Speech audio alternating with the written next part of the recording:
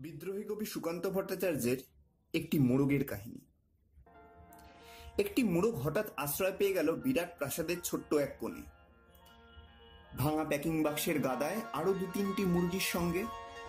আশ্রয় যদিও মিলল, উপযুক্ত আহার মিলল না। সুতীক্ষ্ণ চিৎকারে প্রতিবাদ জানিয়ে গলা ফাটালো সেই মোড়ক ভোর থেকে সন্ধে পর্যন্ত। তবুও সহানুভূতি জানালো না সেই বিরাট শক্ত ইমারত। তারপর শুরু হলো তার আস্তা করে আনাগোনা।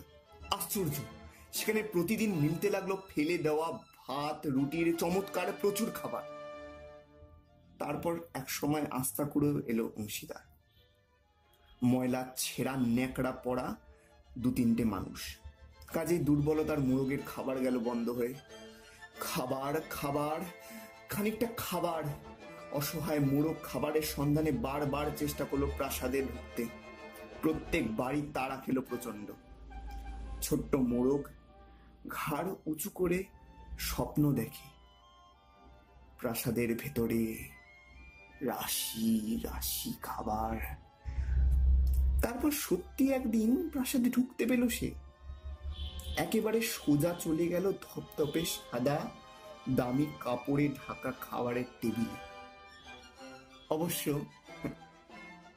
খাবার খেতে নয়, খাবার হিসেবে।